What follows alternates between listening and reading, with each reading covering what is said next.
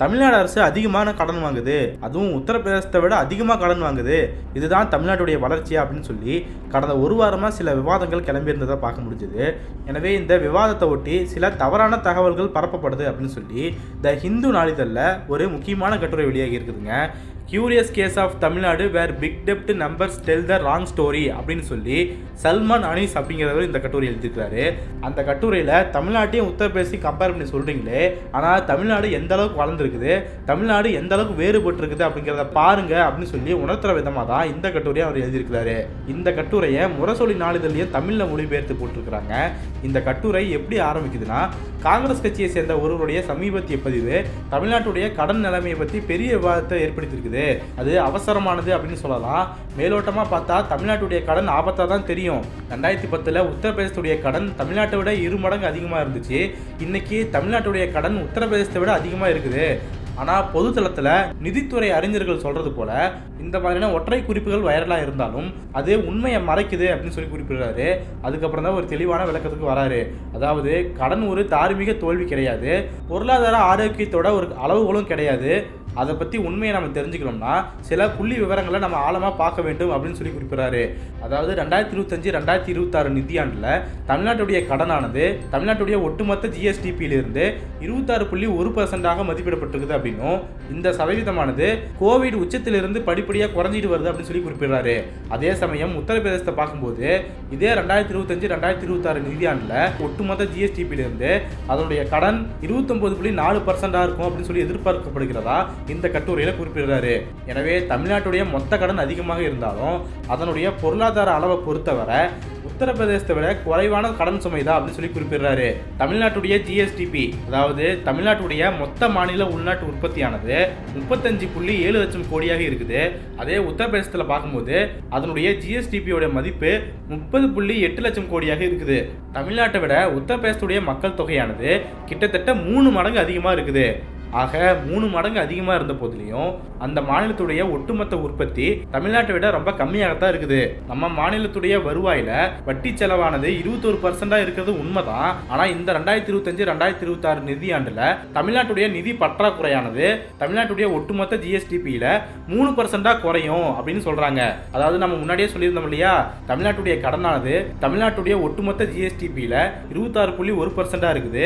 அது இந்த வருஷம் 23.1% குறையத்துக்கு வாய்ப்பு இருக்கிறதா இந்த கட்டுரையாளர் குறிப்பிடுறாரு. மேலும் கடந்த 10 வருஷத்துல தமிழ்நாட்டுடைய உண்மையான ஜிஎஸ்டிபி வளர்ச்சி நம்ம மாநிலம் கட்டுற வட்டி விகிதத்தை விட 2.1% புள்ளிகள் அதிகமாக இருக்கிறதா குறிப்பிடுறாரு. கடைசி 5 வருஷத்துல அதுவே 1.3% இருக்குது. இது கடன் நிலைத்தன்மைக்கு ரொம்ப முக்கியமானது அப்படின்னு சொல்லி குறிப்பிடுறாரு. ஏன்னா வளர்ச்சியானது வட்டியை விட அதிகமாக இருக்கிறதால கடன் விகிதம் குறையும் அப்படின்னு சொல்லி குறிப்பிடுறாரு. எனவே தமிழ்நாடு மற்ற மாநிலங்களோட வேறுபட்டு நிற்கிறது கடன் விகிதத்தில் கிடையாது, கடன் அதிகரிக்கிறதுல கிடையாது. அதன் மூலம் என்ன சாதிச்சுது அப்படிங்கிறத பொறுத்து தான் தமிழ்நாடு உயர்ந்து நிற்குது அப்படின்னு சொல்லி குறிப்பிடுறாரு. உயர்ந்த நிலையில உற்பத்தி திறன், தொழில்மயமாக்கல், மனித மூலதனம் அப்படின்னு சொல்லி நம்ம தமிழ்நாட்டை பல்வேறு வளர்ச்சி குறியீடுகள் இருக்குது அப்படின்னு சொல்லி குறிப்பிடுறாரு.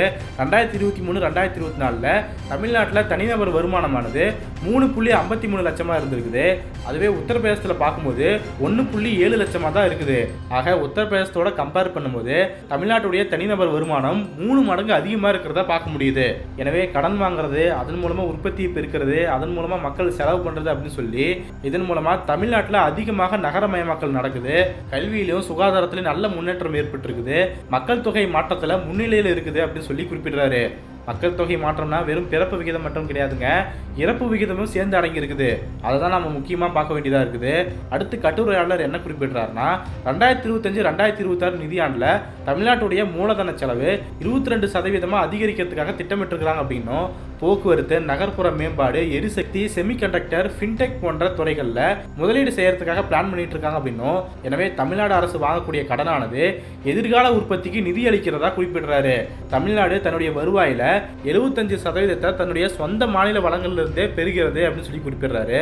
அதுவே உத்தரப்பிரதேச மாநிலமானது பாதிக்கு மேல ஒன்றிய அரசை சார்ந்துதான் இருக்க வேண்டிய கட்டாயம் இருக்குது அப்படின்னு சொல்லி குறிப்பிடுறாரு.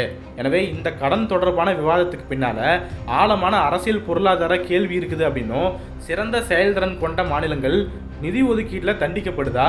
கடன் மட்டும் ஒரு அளவுகளாக இருந்தால் ஊக்கத்தொகை அமைப்பு தலைகீழாக மாறும். உண்மையான விஷயம் இது.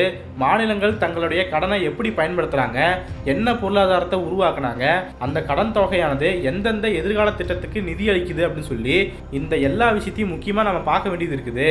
எனவே கடன் அதிகமாக இருக்கிறது மட்டுமே ஒரு அளவுகளாக இருக்காது.